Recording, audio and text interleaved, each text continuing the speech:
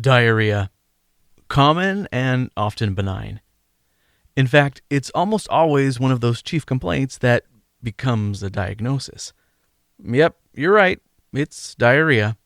Come back if worse, whatever that means. These little shortcuts or rules of thumb can sometimes get us into trouble.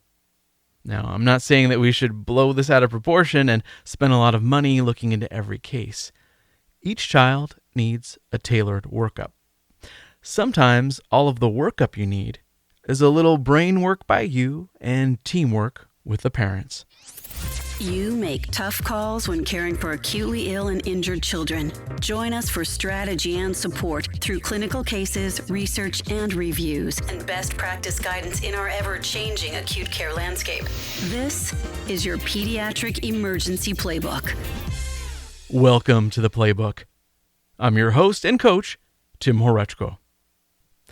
Of course, on your mind right now is acute gastroenteritis. Usually viral, usually goes away on its own. Wash your hands, everybody, and see you later. And you're right, most of the time. We're not really here for most of the time. Grandma could have made a faster and more cost-effective diagnosis, and her treatment will be better than yours any day of the week. We're here for the could it be, or are we sure it's not? What are the risk factors and volume status of the child? There are some diagnoses that we make that end up being that chief complaint. For example, final impression, abdominal pain. That doesn't mean that we did nothing to try to figure it out. It just means that we found no emergent medical condition and that we don't deny or doubt that there is pain. After a really good H&P and maybe some ancillary tests, an ED diagnosis of abdominal pain is actually a very rich impression. Within those two words, just by the power invested in you, you mean it's abdominal pain, not otherwise caused by appendicitis-torsion, abscess, embolism, trauma, alien implant, Ebola, necrotizing fasciitis, tumor, infarction, etc. To do this, to keep the power invested in you, we have to do our due diligence. Diarrhea can just be diarrhea, but we shouldn't make either of the two easy mistakes. Mistake one would be the attribution bias. It's probably nothing. The parents are probably just overreacting. We attribute the observation or behavior to something, usually based on a pre-existing bias, and the impression says nothing about and does nothing for the patient. But it says a lot about us if we fall for it. Mistake two would be to say, it must be acute gastroenteritis, and fall for the availability heuristic. You know, when you see so much acute gastroenteritis, this one must be it too, right? Just like we do our due diligence in abdominal pain and do a great H&P and sometimes ancillary studies, so should we do the same thing with diarrhea. We want the ED impression to mean something, to mean diarrhea not otherwise caused by appendicitis-torsion-intussusception, sepsis, ear infection, yep, that happens, inflammatory bowel disease, and so on. So today, we'll go over the traditional approach to acute diarrhea, and then I'll offer my rubber hits the road, what do we do now approach.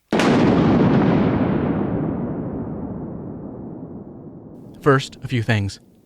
Acute diarrhea is 3 or more watery stools per day within a 2-week time span.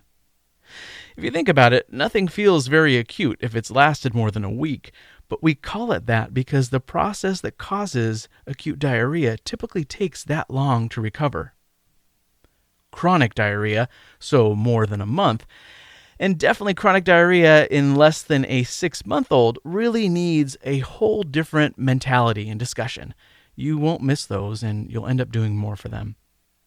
Today we'll focus on not messing up the acute causes of diarrhea, virus, bacteria, or otherwise.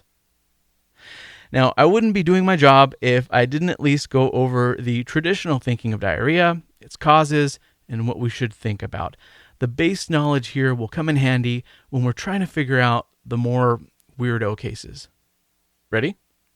The textbook answer to what category diarrhea is Secretory, Cytotoxic, osmotic, or inflammatory. Secretory diarrhea results from the effect that a bacterial enterotoxin has on the mucosa of the small intestine. Basically, the toxin turns the mucosa into a wet sieve. Leakage into the lumen, and out goes all of your hydration. Your mucosa should be more of a sponge, taking in the appropriate amount of fluid. All of that is sabotaged by the enterotoxin. The nerd explanation is that the bacterial toxin that we ingest hijacks the sodium-potassium ATP pump via the prostaglandin cascade that you see. Cyclic AMP, GMP, and calcium channels are affected, and the result is a blocking of fluid absorption into the little intestinal villi on your brush border. The culprits here for secretory diarrhea are E. coli, Vibrio cholerae, Clostridium difficile, Staph aureus, Bacillus cereus, Shigella, Salmonella, Yersinia, and Giardia. Cytotoxic diarrhea happens when the small intestinal mucosa villi are not just poisoned, but they're destroyed. Usually this is due to a virus that attacks the integrity of the mucosal cells. This affects the small bowel surface area and decreases the small intestine's ability to absorb fluid. The culprits in cytotoxic diarrhea are rotavirus, Norwalk virus, Cryptosporidium, and some E. coli. Osmotic diarrhea, this happens because of various malabsorptive syndromes. So a nutrient such as lactose is not metabolized and it sits in the gut. It's kind of like when you get a call from admin that a Mucky Muck VIP is arriving. The very presence of non-metabolized nutrients pull in those resources, water and electrolytes, into the bowel, and it all washes away to the detriment of the rest of the body. The bacteria in your gut also end up with a large bolus of unabsorbed carbohydrate, which your bowel flora loves to digest, and you end up with collateral damage of bloating, gas, and abdominal pain on top of the original offending agent. Culprits here are lactose intolerance, any of the carbohydrate malabsorptive syndromes like galactose malabsorption, laxative-induced, magnesium, GI lavage, antacids, all of those things that you typically think of. Inflammatory diarrhea typically starts at the terminal ileum and large bowel because there's an invasion of bacteria that causes leukocytic infiltration, edema, and bleeding. GI motility is affected, and there may be some secretory and cytotoxic admixtures in there as well.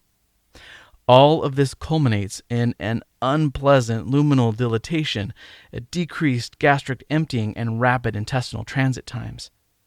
Your intestines change from a well-coordinated peristaltic machine to a lazy, bloated, flubby pipe that can't hold anything and randomly contracts against its dysfunctional self. Nausea, vomiting, pain, and lots of diarrhea result. Inflammatory culprits can be any bacteria or any systemic cause of inflammation, but some important bacteria that cause dysentery, so bloody stools, are Campylobacter, Clostridium difficile, Salmonella, Shigella, Yersinia, and Entamoeba histolytica. So you can already see some overlap. Salmonella may start out as secretory because it's the enterotoxin causing the problem. It can become so bad that you have mucosal edema causing bleeding, and so then it becomes more of an inflammatory problem. To review, secretory is a preformed enterotoxin that messes up your ability to absorb fluid. Cytotoxic is the death of the mucosal cells and decreased available surface area to absorb. Osmotic is a load of unabsorbable osmoles keeping the fluid in the lumen. Inflammatory is total chaos from edema and dysfunction. In other words, secretory is a sieve, cytotoxic is pretty shredded, osmotic is that oncotic pull pressure, and inflammatory is inflamed.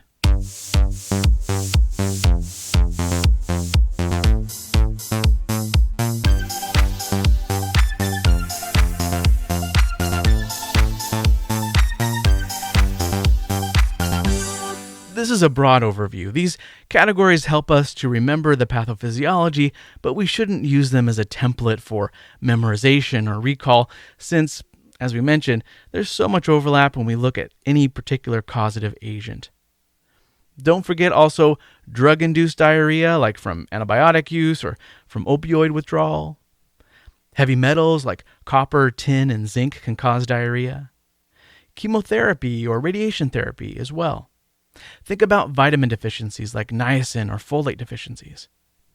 Not common in developed countries because of our routine additives in processed foods, but ask the family what exactly the child has been eating.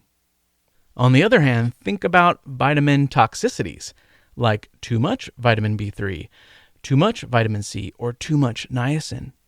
And of course, our favorite topic, food allergies or cow's milk or soy protein allergy.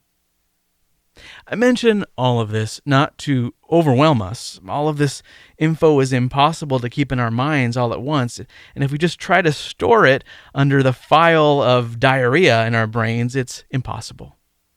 Instead, think of diarrhea as a symptom, not a diagnosis. Just like headache can be anything, or fever can be anything, so can diarrhea. By knowing the pathophysiology behind it and knowing that all kinds of agents can cause it, we can match the patient's symptoms with their history, with their risk factors, and their exam, and come to a better understanding of what the offending agent is and what to do about it.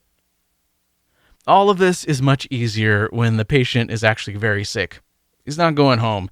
You can run all kinds of tests, and you can have the immunity team follow up on all of the wonderful things they ask for to their heart's desire.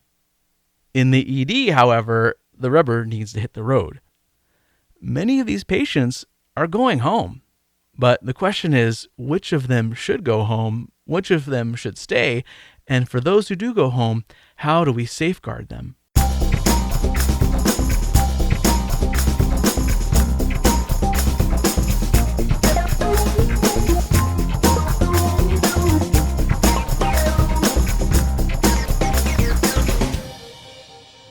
Let's think now about the patient who appears well. You think that this is all going to be self-limiting, but who is at risk for decompensation? Young infants, especially less than 3 months of age, it's just hard to keep them properly hydrated, and they often have little fat or cardiovascular reserve. Prematurity and comorbidities like cardiac disease give you a little pause, no matter what the age. Think about those infants who are having high output diarrhea in the ED just as you're examining them. It is real. Speaking of which, do a formal assessment of hydration status. There are various scales to assess volume status in children, but all of them share some assessment of mental status, heart rate, capillary refill, breathing, mucous membranes, tears, and urine output. Don't just go in there and say, he's got some lips, they look a little cracked, or they don't, he looks fine. You want to make a formal assessment and think about these categories. Minimal dehydration is less than 3% water loss. This child has a normal mental status, normal heart rate, normal tears, moist mucous membranes, normal breathing, normal capillary refill, warm extremities, and a normal or slightly decreased urine output. Mild to moderate dehydration is 3 to 9% loss of body weight. This child will have normal mental status, but maybe a little fatigued, maybe a little restless, slightly increased heart rate, slightly sunken eyes, decreased tears, dry mouth and tongue, normal to fast breathing, prolonged capillary refill time, may have cool extremities, and decreased urine output. Remember, it doesn't have to have all of them. Those are just some of the findings. Severe dehydration, you're not going to miss. This correlates with greater than 9% loss of body weight, and like I said, it's obvious. Mental status is apathetic, lethargic, unconscious, tachycardic, absent tears, deep breathing, prolonged capillary refill, cold or mottled extremities, and no urine output. Severe, you're not going to miss. Mild to moderate may be misclassified over or under. The point is, look at all of these parameters to help you make a global assessment. Gorlick et al. In Pediatrics published Validity and Reliability of Clinical Signs in the Diagnosis of Dehydration in Children. They found that if the child had 2 or more of the following features, he had a likelihood ratio of 6.1 for significant clinical dehydration. So, what did I do with that? I made a mnemonic. Now, you don't want your child to look gnarly. N-A-R-L. N, no tears. A, abnormal appearance.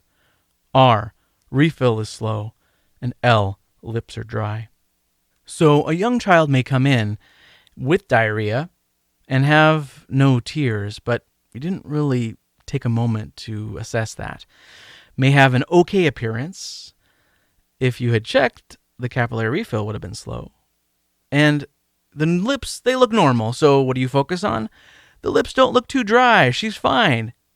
No, she has absence of tears and slow capillary refill, 2 of those 4. So a likelihood ratio of 6.1 for clinical dehydration that you should do something about. So check to see if they look gnarly. N-A-R-L. N, no tears. A, abnormal appearance. R, refill is slow. L, lips are dry. 2 or more, get cracking.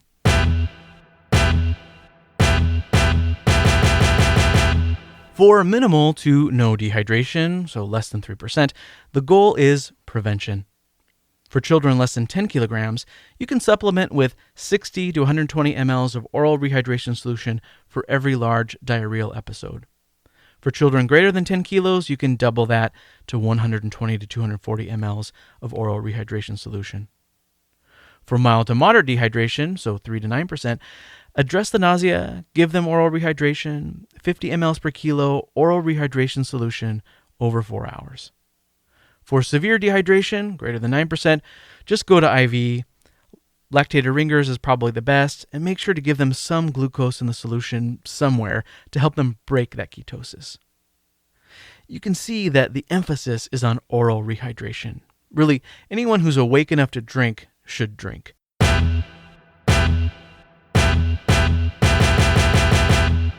All right, the sick kids are going to get resuscitated and reevaluated. But even those, we're not going to know the offending agent of the diarrhea. Maybe it's going to be viral. Maybe it'll end up being bacterial. Maybe they'll do well and maybe they won't. How are we going to decide at the bedside whom to work up, whom to follow up, and whom to let go? Culture results? Yeah, right. CBC? Do we have to have that talk again? We live and breathe and thrive in a dataless environment, so we have to use what we've got at the bedside right now to make that decision. To risk stratify the well-appearing child with diarrhea, ask yourself these questions. Febrile or not? Bloody or not? We have 4 combinations here, and let's go through each and what to do with them. Non-bloody diarrhea with a fever. This is awesome because we know where we're going to go with this, right? It's probably viral. We have a source for the fever. The child is otherwise well, and we don't think it's some kind of weirdo fake out presentation of appendicitis. The child can go home with good precautionary advice, how to stay hydrated, how to wash those little hands a lot, and when to come back. So far, so good. I love it when a child with diarrhea looks well and has a fever. Slam dunk. Non-bloody diarrhea, no fever. Well, this is probably still viral and probably just not virulent enough to mount a viral response and give that child the fever. This needs a little closer follow-up because we want to make sure that our impression of acute gastroenteritis actually still makes sense the next day. It's still likely viral, and hopefully with good follow-up, the child will do well. Bloody diarrhea with a fever. Uh-oh, blood, fever, that must be bad. Interestingly, it's not the worst of the 4 combinations. This could still be a viral illness, but maybe with some inflammatory changes that cause a little blood. However, blood and fever usually means a bacterial source. These children need stool cultures. We'll talk about what to do specifically with them and how to treat them in a moment. Finally, bloody diarrhea, no fever. Can't be that bad, right? There's no fever. No. Bloody diarrhea without fever is actually the scariest of the four. Why? Well, you may just luck out and all of this ends well, but when I see bloody diarrhea, no fever, I think, could this be hemolytic uremic syndrome?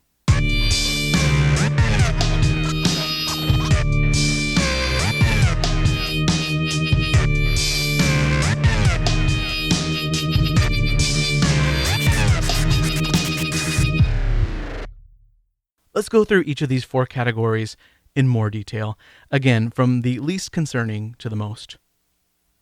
Non-bloody diarrhea with a fever. We like this because we have a source of the low-grade fever in the well-appearing child. What we're mostly talking about here is the well child with watery diarrhea. The most common cause of this in developed countries, it's viral, especially norovirus, and usually self-limited. Now, this doesn't mean that watery diarrhea is no big deal. In developing countries, and nearly everywhere in the world until relatively recently, cholera was a killer. Lots and lots of watery diarrhea that dehydrated you to death. In fact, in many Eastern European countries to this day, cholera is still a curse word. So mostly viral, and if you can keep up with the hydration, nowadays you should be okay. Careful with the very young, especially infants less than 6 months of age. They can become very easily dehydrated, and it's not like they can chug a bunch of Gatorade and power up. The main focus at home should be maintaining PO intake and watching for signs of dehydration. As a quick review, norovirus happens when many people are in very close proximity of each other, like schools, healthcare facilities, cruise ships, all those kind of places. Restaurants are also known to be sources of outbreaks. The incubation period is 24 to 48 hours, and sometimes we'll see a patient who's suspicious of a restaurant that he ate in maybe a day or two ago, and our first thought is, well, it's too late to be food poisoning. Food poisoning usually happens within a few hours, but not so fast. Norovirus lurks everywhere, and it can take a day or two to catch up with you. Other word associations are Clostridium, antibiotics, being in the hospital, or chemotherapy. Those who are on proton pump inhibitors for maybe an overdiagnosis of GERD, yep, there's no free lunch, but there is free watery diarrhea from medication over prescription. Giardia lamblia is usually freshwater lakes and streams, but can also be seen in swimming pools and daycare centers. There's usually about a 1 to 2 week exposure and then the appearance of symptoms. Cryptosporidium is really the same epidemiology. Listeria, think of when people eat unpasteurized milk or cheese, also in fancy pâtés or contaminated fruits and vegetables. All of these may or may not come with a fever.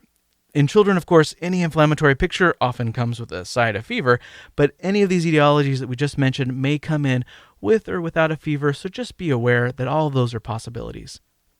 Other viral causes of non-bloody, febrile, or afebrile diarrhea are rotavirus, adenovirus, astrovirus, and sapovirus.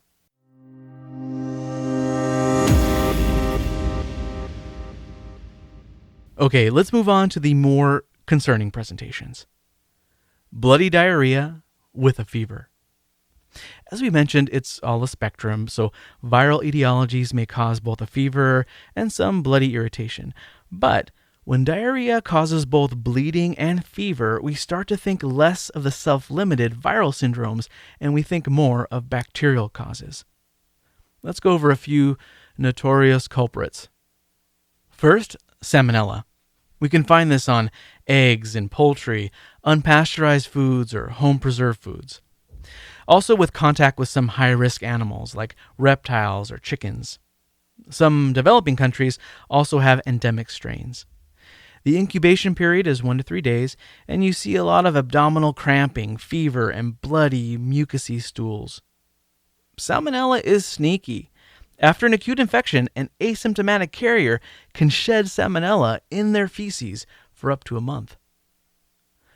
Campylobacter is really the same. Short incubation, the same meat or dairy exposures, maybe more mammal contact with puppies or kittens and the like. More commonly, though, Campylobacter, think summer months, outdoors, undercooked meat. Shigella is also 1 to 3 days of incubation. Think raw, unwashed vegetables and daycare. Shigella is known to cause seizures, altered mental status, and even coma in young children. A young child with a prodrome of diarrhea comes in seizing, think Shigella. E. coli, the enterohemorrhagic variety, up to a week and usually associated with ground beef that's processed in mega factories and anything unpasteurized. Also, daycare. Yersinia is pork and untreated water. Vibrio is at the beach and raw seafood and shellfish. Entamoeba histolytica is fecal-oral contamination and usually a hygiene issue.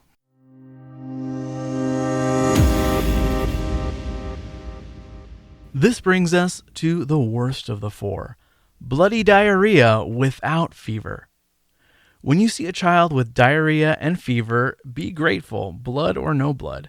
When you see diarrhea, no fever, and it's bloody, think hemolytic uremic syndrome. Hemolytic uremic syndrome is almost always caused by E. coli that produces Shiga toxin. It's a leading cause of renal failure in children under 5 years of age. What happens is that healthy cows, they harbor an enterohemorrhagic strain of E. coli, but they're asymptomatic. There happens to be some fecal contamination when the meat is processed, and if that contaminated meat is undercooked, or maybe even contaminated milk is not pasteurized, or somehow the runoff from the cows gets into the water supply to irrigate crops, and humans eat those raw vegetables, we can get really sick. Some Shiga toxins are heat stable, so even if you have perfect conditions and the meat is well cooked, we can still have this happen to us. We have to be ready to recognize it. Now, usually, hemolytic uremic syndrome, it's not subtle. Crampy abdominal pain, fever, bloody diarrhea. Basically, afebrile bloody diarrhea, especially in a young child, get an IV in, get some blood to screen, CBC, chemistry panel, and also urinalysis. In HUS, you'll see hemolytic anemia with fragmented red blood cells, thrombocytopenia, and acute kidney injury. The renal failure can be severe. Up to 60% of patients will require acute dialysis, usually for a week or more, just to recover. Seizures and altered mental status can happen. Mortality for this is about 5%. Look out for complications like microangiopathic hemolytic anemia. The hemoglobin will drop. Indirect bilirubin will increase, along with your serum LDH. Urinalysis may show hematuria or proteinuria. Hemolytic uremic syndrome is really multi-organ system failure. Your kidneys will take a hit, so does your CNS, your RBCs, but also think about cardiac ischemia leading to congestive heart failure and dysrhythmias worsened by the hyperkalemia caused by the renal failure. The liver and pancreas can also take a hit. You need your RBCs to be nice and smooth and Teflon-coated oxygen-carrying workhorses. When they're scuffed up or damaged or just not at their best, they clot, and monkey wrench pretty much anything that needs them to function. The main issue for us in the ED is to be aware that afebrile bloody diarrhea in a small child is very concerning, and we need to screen for HUS. If there's any dysfunction whatsoever on lab evaluation, this child needs admission and possibly dialysis very soon. They can get sick very fast, so now is not the time to come up with some creative plan for follow-up.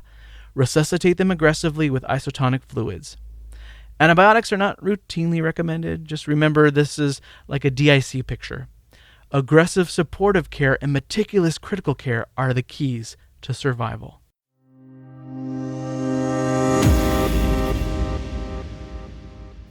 Now that we're terrified of diarrhea, just remember that you know what you're doing.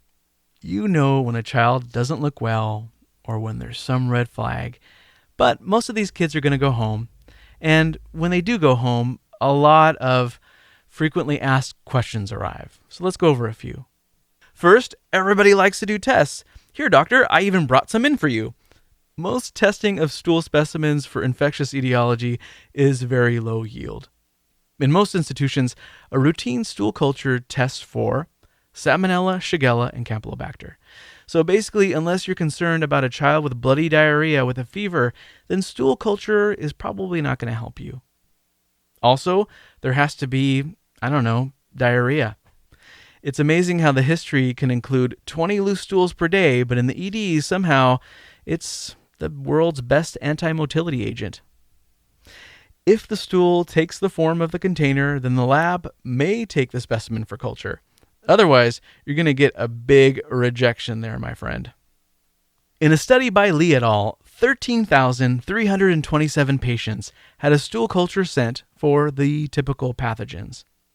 Only 196, or 1.5%, had a positive stool culture, with Salmonella constituting the vast majority of these. Sending a stool culture should be a rare event and only when you think it will change your management on follow-up. In the right clinical context, you may ask the lab for special media for culturing Vibrio or Aeromonas, Yersinia, or Listeria.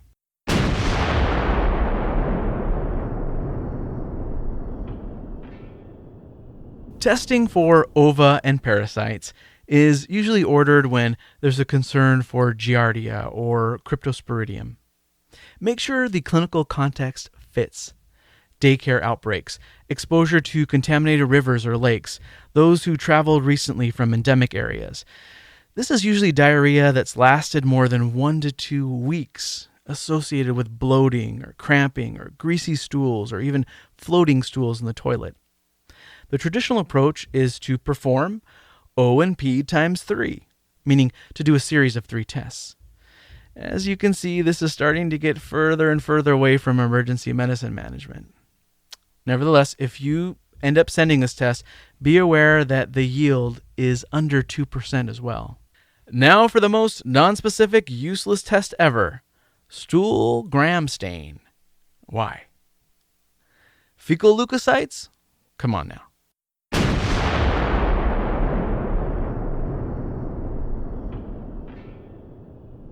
Clostridium difficile is a real pain, and when someone has diarrhea for longer than is acceptable to them, or when antibiotics are involved, or when there's a recent hospitalization, of course, this ends up being a possibility in your mind. The problem is that overutilization of medical resources begets more utilization of medical resources. The parent who brings in the infant every time he discovers that he has an ear may go to a busy clinic and he's handed out amoxicillin like it's candy. That same parent will bring in the child for any stool that is just not to their liking. So you're presented with a very real risk of sending a C. diff culture on someone who may or may not need it. When the issue of C. diff arises, it's really not a medical mystery. There is voluminous, foul-smelling diarrhea in someone with risk factors that we mentioned. It's not I wonder if this could be C. diff. It's usually, man, this is totally C. diff, and I guess I could confirm it or I could just treat it. I mention this because there's a certain situation in which C. diff testing is not indicated, and it could be detrimental. Okay, let's take a little foray into C. diff. When a baby's born, his intestine is sterile, but it gets colonized very quickly. By 1 year of age, the intestinal flora of an infant is similar to that of an adult. At 1 month of age, approximately 1/3 of infants are carriers of C. diff, but they're totally asymptomatic.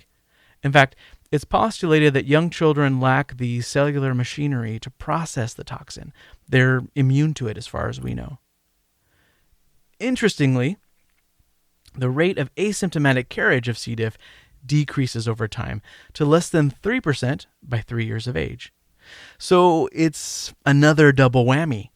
The younger the infant or toddler, the more likely they are to be A, colonized, and B, not have any clinical signs. It's reassuring that they slowly clear the colonization as they age. For these reasons, it's not recommended to do routine C. diff testing in children less than 1 year of age. In children less than 3, guidelines tell us to exhaust all other causes of what the diarrhea could be, including most viral causes, before we go down the dark path of C. diff testing. I say this as a prelude to a recent predicament one of our patients had. A young infant was tested for C. diff by an outside clinic after 1 to 2 days of diarrhea because when the parents were asked, the parents agreed that this was smelly. Mistakes number 1, 2, and 3. Can you guess what the result was of the stool?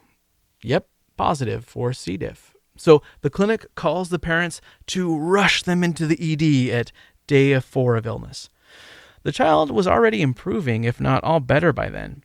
The emergency physician felt obligated to do something and so ordered oral vancomycin suspension. Guess who carries oral vancomycin suspension? It turns out nobody in the area. So now the family, in good faith, returns to the ED because they were told that they need this medicine for their tiny human, and now the struggle is real, and they're not sure whether to panic or just to be over it by now. Luckily, reason prevailed. It all ended well, but unnecessary visits, angst, and fear were all to be had on tap. Bottom line, C. diff is usually pretty obvious. Lots and lots of watery diarrhea, lots. Foul smelling, abdominal cramps. You can get pretty ill with C. diff. Again, it won't be a mystery. A well-appearing child with no risk factors who is going home should not be tested for it. Definitely think twice or 3 times before sending it in a child under 3, and definitely remember that infants are asymptomatic colonizers.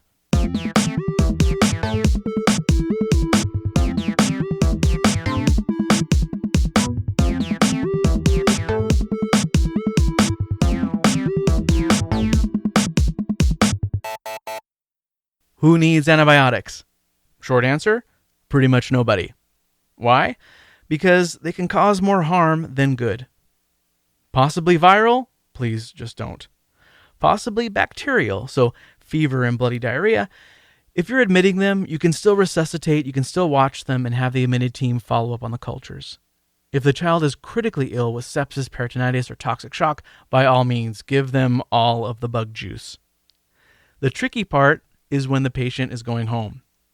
You don't want them to deteriorate, of course, but the vast majority will not grow out anything on stool culture that will need antibiotics. Why the hesitation? Well, if you get it wrong, you can really mess someone up. The clinical presentation of E. coli, Salmonella, Shigella, and Campylobacter, it's all the same. Fever and bloody diarrhea. They're indistinguishable on presentation to the ED.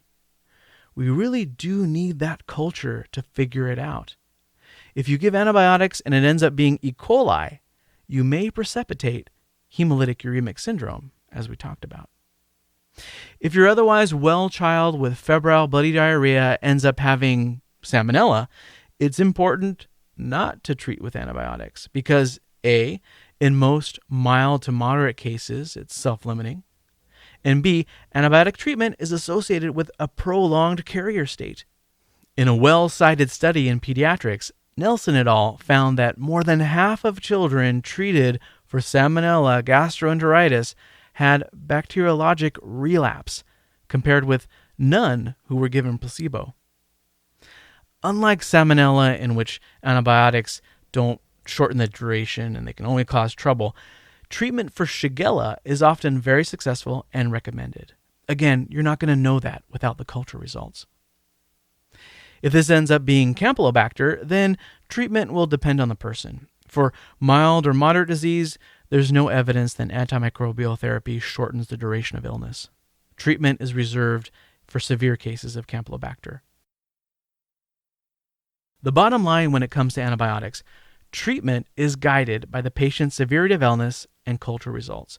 If the child is critically ill, don't hesitate to give antibiotics with the culture pending. But in general, antibiotics are needed for Vibrio cholera, Shigella, and Giardia lamblia. You may treat with antibiotics in the following circumstances. Enteropathogenic E. coli when it runs a prolonged course. some strains of enteroinvasive E. coli. Yersinia infection in patients with sickle cell disease, they need treatment. Salmonella infection in very young infants if they're febrile and they have a positive blood culture. Basically, all of these are too many caveats and too many ifs, ands, or buts. Too much to remember, especially in something with such little prevalence. If you're following up a stool culture result, just look up the right treatment. Remember, this is going to be a very rare situation, and most children are well enough to go home, febrile or not, bloody or not. Wait for the culture results, arrange follow-up, and set expectations that antibiotics are reserved for severe disease. Primum non nocere.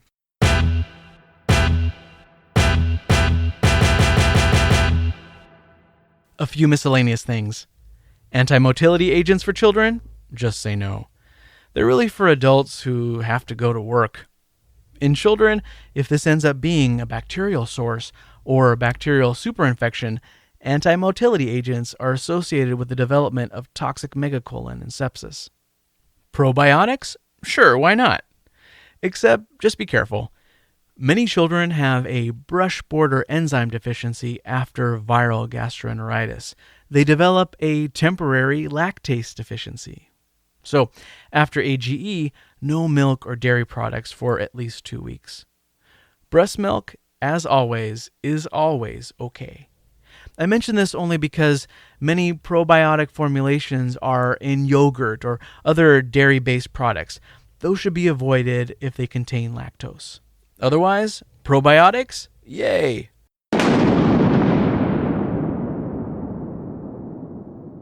One last word about the in-between cases. Acute diarrhea is less than 2 weeks, which is not a fun thing to hear after 1 to 2 days of a poop fountain overflowing the back of the diaper. Chronic diarrhea is frequent loose stools for over a month. Chronic diarrhea, as we mentioned, has its own approach and differential diagnosis. What about the cases in which they're longer than expected, but not quite into the chronic range, so from 2 to 4 weeks? Think about severity of illness. Starvation stools happen when parents get very aggressive with Pedialyte or electrolyte solutions. It's drilled into them that this child is not to get dehydrated. Except what happens is less nutrients in food and more of a total bowel washout. The clear stools are actually the electrolyte solution. Just have them start eating again, and that should fix it. I mentioned the lactase deficiency after a viral gastroenteritis. My routine advice with AGE is no dairy for at least 2 weeks. If they come in with prolonged bloating, gas, and diarrhea, ask about that dairy. It hides in many products. And finally, the diarrhea may be prolonged because it started as a viral gastroenteritis and now there's a bacterial superinfection. Those patients with more than 2 weeks of symptoms without a good explanation may just need that stool culture.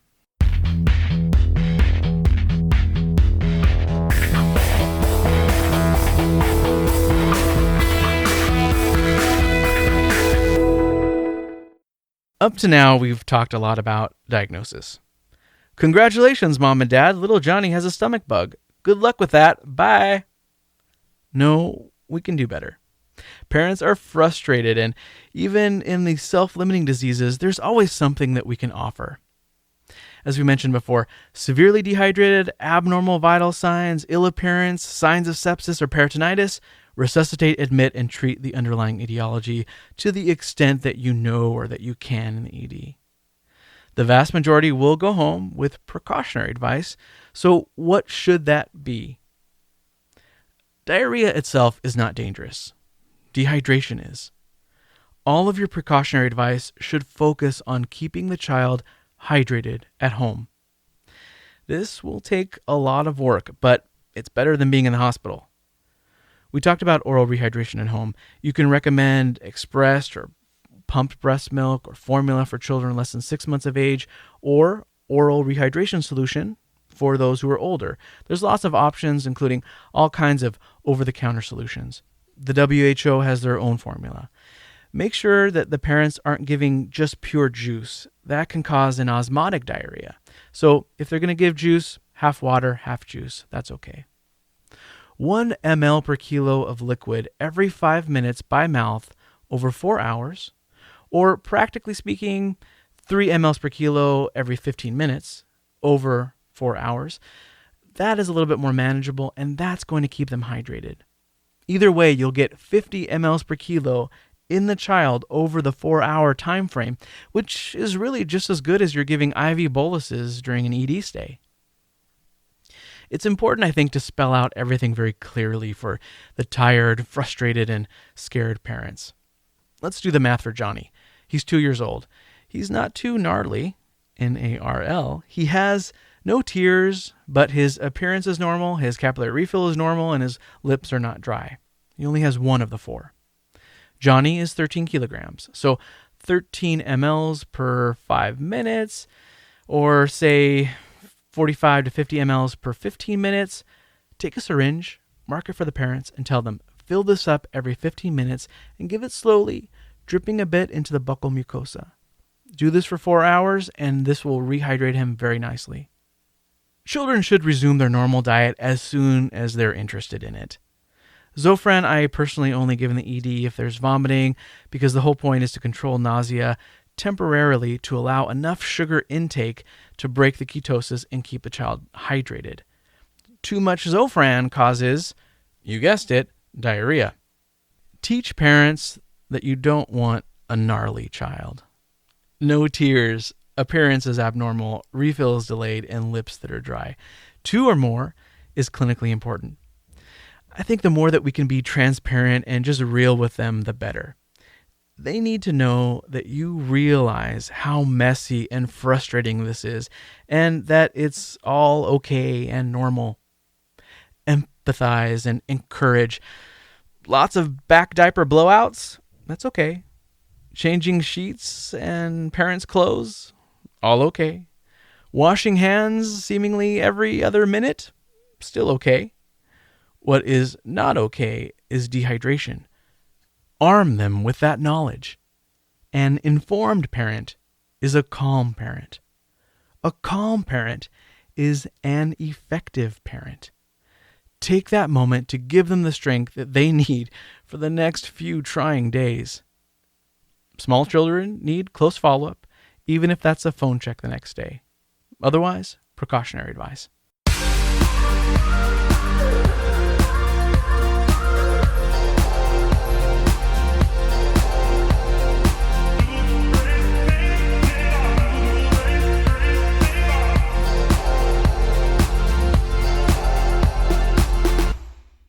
In summary, diarrhea can be anything. Don't fall into the appy trap or another dangerous diagnosis we should be making. When all is said and done and the child in front of you has what looks like an infectious diarrhea, he's well appearing, do yourself a favor and break it down to fever or no fever, blood or no blood. Fever, no blood? Okay, very likely viral. Assess hydration, good education, follow-up. No fever, no blood? Well, you kind of wished you had a fever to nail it on the virus, but that's okay. It's still likely viral, just not slam dunk. Maybe go re-examine them before they go and give open return precautions. Fever and bloody diarrhea? A little more concerning, probably bacterial. You may do more of a workup or observation, but often these children go home with the same advice. Do a stool culture for these guys. Admit them if they're sick, but if they're looking well, home without treatment until the culture results. Even then, they may just need supportive care depending on the organism. No fever, but bloody. Uh-oh. This is how HUS can present. Keep in mind these children usually don't look well. This isn't just a little blood streak in the diaper. This is lots of diarrhea and off and on bloody. Not cool. CBC, Chem Panel, UA, and be very careful with this category. In general, if you can point to a reason for the diarrhea, great. Most of the time, it's going to be presumptive, and you'll use your best judgment in the context of your resources and how much the family can participate in the plan. Make sure the child is not gnarly. No tears, appearance is abnormal, refill is delayed, and the lips are dry. 2 or more of those, and you should do something about it. Oral rehydration for mild to moderate dehydration, and the vast majority won't need an IV. Take your time, be methodical, and listen. There may be clues that will help you to do the right thing. And remember, until next time, you are the champion for the child in front of you. Take care. Thank you for listening to The Playbook. We welcome your comments, questions, and feedback. Email Tim at coach@pemplaybook.org or drop by our website for show notes and more strategy at pemplaybook.org. See you there.